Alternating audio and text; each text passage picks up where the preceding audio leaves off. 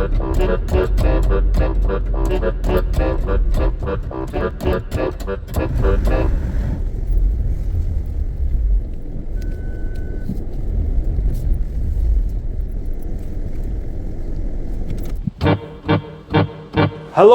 and good evening or morning.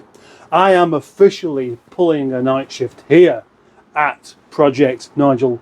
The reason is dear Kenneth here, Kenneth the Rover 75 diesel, is playing up just a little tiny bit from a car that's done very, very little mileage over the past few years to be hanging on to all of its carbon deposits is exactly what you would expect. Whilst all that gunk was in the EGR, it's also going to be into the inlet manifold, possibly the intercooler and the injectors, and then into the exhaust, bunging the cat up possibly, all of these kind of things. My friend Rob from the YouTube channel A Class of Its Own, the man who bought Fred the Shed, gave me a really helpful comment on yesterday's video, and I'm going to try exactly what he said.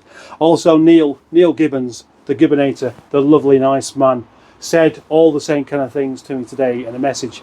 People want to see this car working, don't they? And I do too, because if I can do that tonight, then I can possibly drive it off, put some really good fuel in it, give it a blast up the motorway at higher revs, and then it might just all be hunky-dory.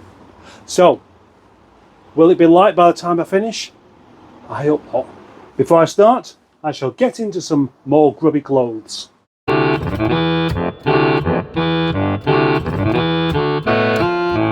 Kenneth, let's open up your face.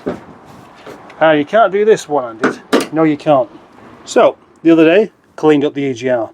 Today, clean up the inlet manifold and take the injectors out. Kenneth is currently running a bit on the rough side. This morning, for example, started the old boy up and it was chugging away, and I had to leave it for a minute before I could even set off because it was stalling. And that meant lots and lots of unwanted smoke as well. Now that is a sign of things going a bit wrong, and also a good indication that somebody might find that a bit annoying. Because nobody wants to breathe in a great big chuff of blue smoke, do they? I don't think they do anyway. I'm going to start then by giving the injectors a good squirt of WD-40. Right down there, you see, to help them to be freed up when the time is ready. Right then, I've just cleaned out this blue plastic box that is in fact red. It was used to keep a load of jacks in, but now it's going to be used to clean an inlet manifold.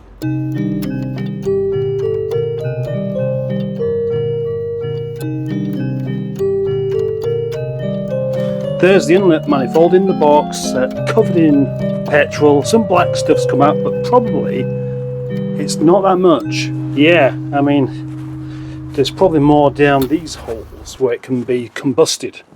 And I'm going to say now that I don't think that particular job alone is going to have made any difference. The Rover 75 engine from BMW didn't come with any kind of coding to the injectors, so you can basically swap them out for ones that you know work. Undo the injectors, and there's always one that makes you use a word about your car that you're going to have to bleep out, such as... Next, of course, is to undo the injector thingy, unplug that, and then undo the two 8mm bolts, nuts that hold the injector in place. And you can't see that too well because it's dark, shadowy. So now, it should just be a case of gently levering it out and then replacing it with another one. It just looks perfectly okay to me. Now, with practically any other car, you wouldn't even be getting your hands dirty to find out what's wrong. You'd simply plug it in, and that would tell you if the injectors are okay or if they're not, and if they're not, which one wasn't okay. But these, they have an OBD port, but they don't particularly like to communicate. The injectors do kind of pop out quite easily, but you've still got to leave them a little bit and to spread the weight with a flat blade screwdriver. I'm using that because this is plastic. A very hard plastic, but it's still plastic. And I've just been messaging gentlemanly Rob Bath about this, and he's offered to come over and help. Obviously not now, but tomorrow. Should it need plugging in into TOF. Now I've got the disc for TOF somewhere, but I just haven't got the other things that you need to make it work. Basically a laptop. So I've never actually used it, and I don't really understand it. But as I see it, there's no harm done in just swapping the injectors over, provided I can do it without breaking anything or losing anything. But I'm being quite good so far. These clips and those tiny nuts there, very, very easily you could just drop them into the holes. Many a hole open to drop things into. That's injector 2 out, or is it 3? Well, anyway, it appears to be missing its copper washer, unlike that one.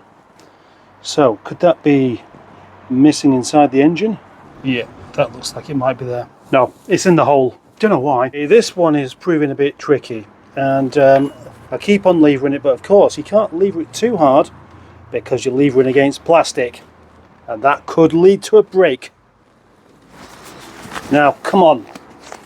You have had enough of this, surely. You've had enough of this messing around, and I want you just to pop out to the shop like a little old lady getting some cat food, then you can be replaced by a new model.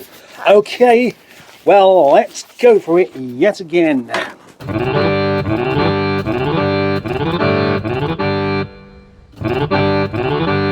Right, hopefully that's the end of all the time-lapse stuff, because it's all back together with the exception of the engine cover, which I don't really see a lot of point in putting back on, because there's always a chance I'm going to have to remove it.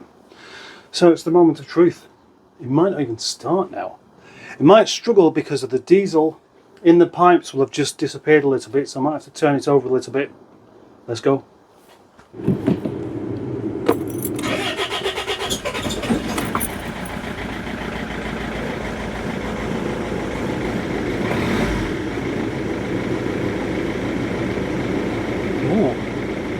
Slightly promising start.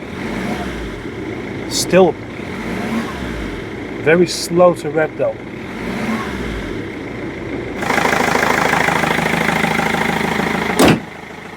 Quite a lot of petrol being burnt off there as well.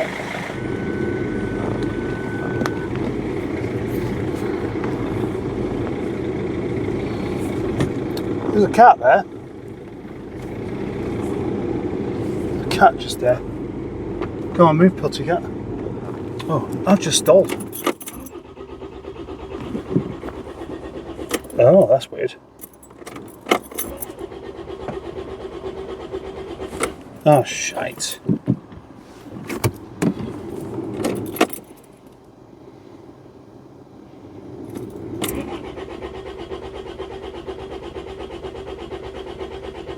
Just as I was ready to waste my cup of tea, it is now not starting. So, why? Why not?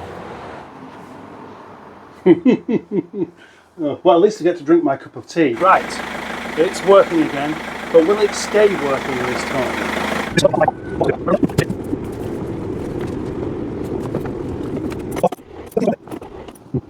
Well, this presents me with a slightly awkward predicament, doesn't it? Because I don't want to drive it home and give up halfway, do I? No, I don't. It should be a case of you flick it off, you flick it back on again. But it did work being left to stand for a bit, and it was happy to go again. So I don't really know what that is, but I can't rely on doing that either. I can't just leave it every time I want to start it. Oh well, that's the end of that idea. Going to have myself a lovely walk home instead, but I don't really mind. Well, do I or do I not? I mean, it's a bit inconvenient. Could be worse though. Could be a lot worse. At least I can walk home. Anyway, I'd like to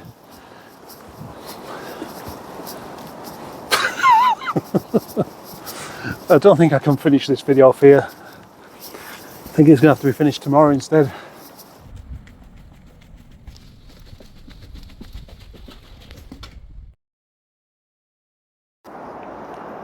Last night I walked home because I didn't trust Kenneth to drive me back after I did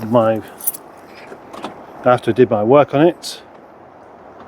It wasn't really trustworthy. Today my work is going to consist of something on this, something on Nigel, and something else with a man called Steve. So will it now start enough to get me back at the other end of the yard?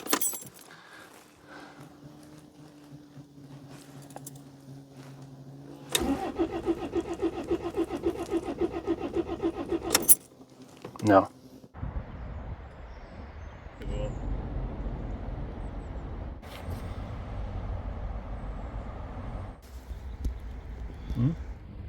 Taking the inlet manifold off, taking the injectors out, mending it all, putting it all back together was something I didn't bother to record because I was working somewhat against the clock. I had less than an hour to complete it. Right. Another sunset and another key turning bit of excitement. Everything's back together, but will it work? There's a possibility of a little bit of a airlock. So let it prime once and then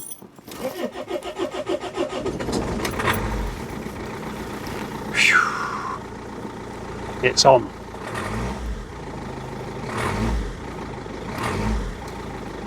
Brilliant. That is such good news.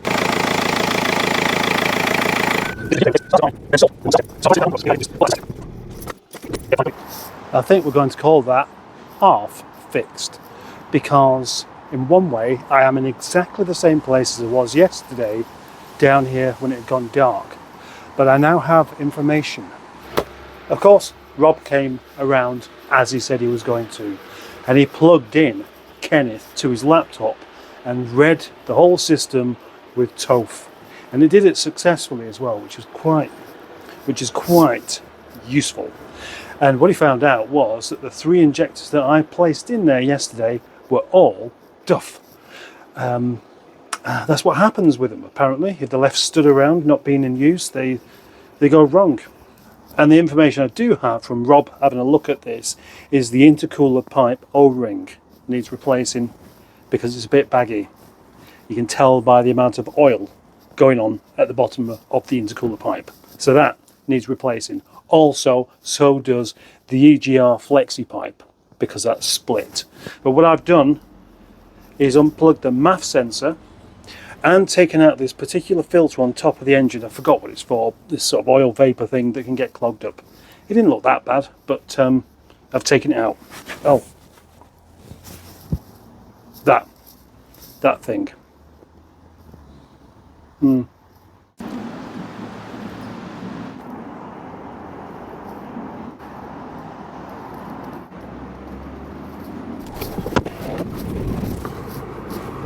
And now I'm going to take it and put some more fuel in because I am a bit low. I've left it run a bit low deliberately because I wanted to put the good stuff in before giving it a thrash, but it's just over 1/8 of a tank, and that is in the danger territory with one of these, and I best not take any more chances.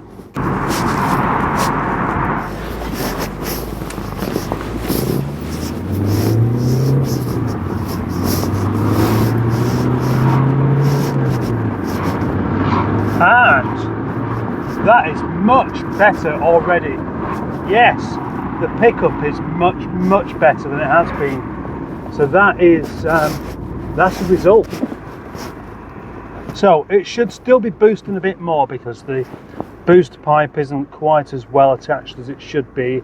Plus the EGR flexi pipe has got a hole in it, and that means it's got some way to go. Also, I will say the idle's still ever so slightly lumpy, but I'm not noticing any smoke anywhere. So the next test would be miles per gallon. Let's reset it now and just do some normal driving. Normal driving, of course, includes having to wait at red lights. Oh, fuel consumption, 217 miles per gallon. Weren't doing that before. Quite possibly then, the biggest difference that would have been made would have been that MAF sensor, which was faulty. Should have been the first place I looked, really. That come up on TOF as not working. You can run it perfectly well without it. It doesn't even bring up the engine management light. So that's the original BMW part in there as well, from 2001. It's 23 years old, and I don't know how long it's lasted, but it's probably not done too bad, come to think of it. I think when I first picked this car up, it was saying 32 miles per gallon. Then I reset it, thought that can't be right, and then I soon ended up being back down to low 30s. Wildhouse Lane, I walked down here last night, doing a live stream all the way. I had a jolly good time, actually. It was fun. I mean, really enjoyed it. And so that is the end of this particular video. I'll have an update in the next one. I will, when I do the other two bits that need sorting out, and possibly something else. I'll roll it all into one fabulous video that some of you will like. Until next time then, thank you very much for liking the video. Thank you very much for being a subscriber. Thank you very much indeed for being a channel member. And thank you for not pressing the unlike button. And a special big thank you to anyone that has watched this video all the way through without looking away. Bye!